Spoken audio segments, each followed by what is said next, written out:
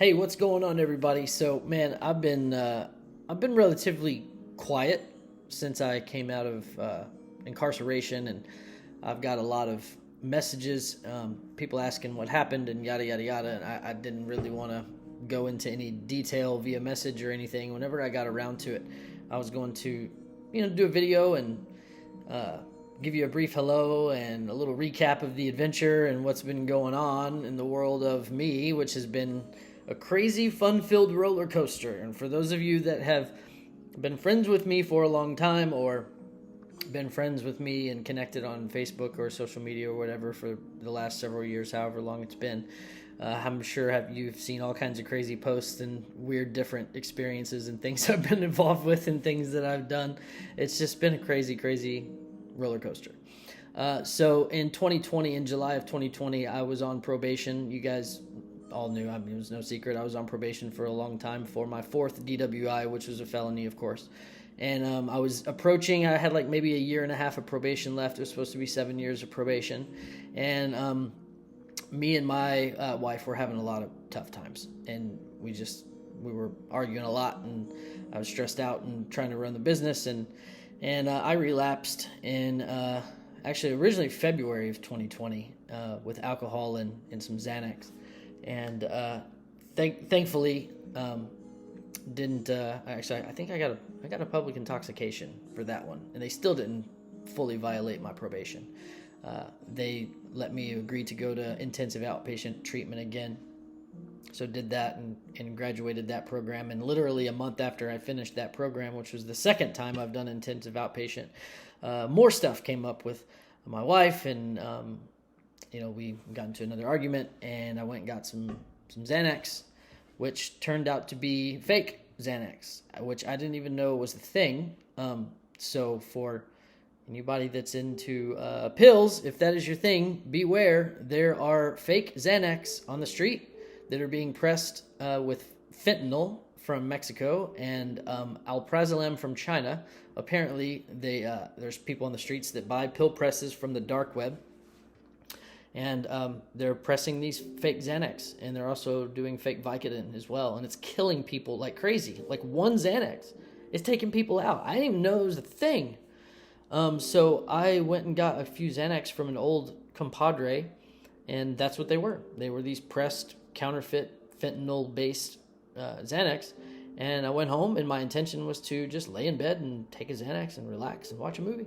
That's always my intention. I just want to relax. So stupid. And I woke up 3 days later. That was on a Sunday night.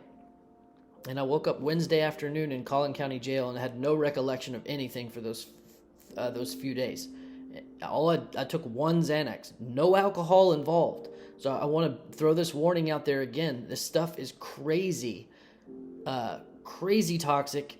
Super poisonous. Killing people right and left. I'm so fortunate and blessed that I'm here. But I woke up in Collin County Jail 3 days later with another DWI. Apparently, I left my house and went driving, and I sideswiped somebody, got into a car accident, and it was a minor one, thank God, and got another DWI. They searched my car and found the Xanax, so there's possession charge on top of that as well. They were wanting to give me 5 years in prison. They weren't coming off of it.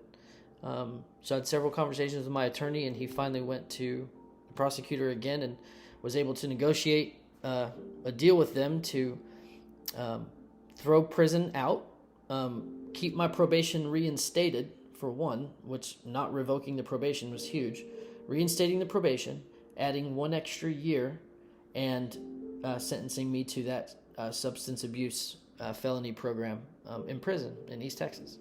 So I still had to go to a prison, but it wasn't actual prison. It was a substance abuse treatment program in prison. It was a wild experience because I have a history of being on psych medication for mood stabilization and anxiety and stuff like that with the county. It's on record with the county. So I had to go to the special needs treatment program in prison, and that was quite the experience. But I'm here. That's the overview of where I've been and what's been going on. And I was in Collin County for 5.5 months while my attorney was dealing with that. And then I went to the 9-month program, and then went to a halfway house for 2 months after that. And officially got out Christmas morning at 9:32 with my certificate of all that. And now, go into aftercare counseling once a week, every Monday for 3 hours. I do 12-step meetings. I know that the 12-step process of recovery is the only thing that's going to save my life, and that's what I'm committed to 100%. I go 7 days a week, and I do have a sponsor, and I'm working those steps and getting rid of all the internal chaos that's been going on that fuels the continuous, crazy, just weird, random time relapses.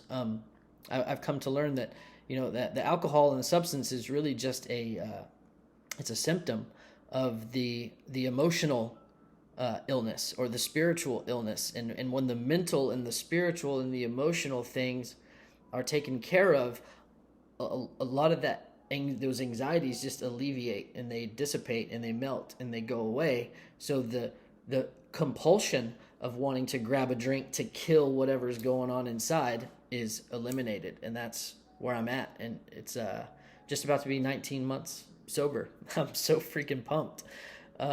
And back with the family business is just, I'm so blessed and so thankful. So I wanted to do this quick little announcement. Probably in the next few months, I'm going to bring back my podcast because I just missed doing it so much. It was so much fun. If you didn't see any of the episodes on YouTube or listen on Spotify or whatever, it's Getting Live with Lyndall Keith, the Opportunity Podcast. And I had several cool people on there that I interviewed and talked about how they turned their obstacles into opportunities and what that looks like. We talked about all kinds of things, and it was a lot of fun. I missed that. I'm going to bring that back. So that's my update. I'm going to get back to work, but man, all of you guys that have encouraged me and sent me notes and sent me messages and sent me support over the years and told me to stick with it and keep going and don't give up and yada, yada, yada. I appreciate you, because I was listening, even though I was a hard-headed, freaking egotistical, self-righteous son of a hoo-hoo, all of that jazz. But, I think we all are to some extent. And I think it's important for all of us to check ourselves daily and how we are operating and how we're showing up in our communities and how we are making a difference. We're always making a difference. Every single one of us is always making a difference. The question is, how are we making a difference? How are we showing up? How are we coming off? That's the big thing.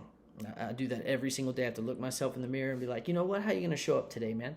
Show up with kindness and acceptance and appreciation and an attitude of excitement and love for life. That's huge. That's huge for me, and being of service and giving back is going to be the way of the peaceful warrior. If you haven't read that book, that's an awesome book. Anyways, I'm going to shut up now. I got to get back to work. You guys have a lovely day. I love all of you. Peace out.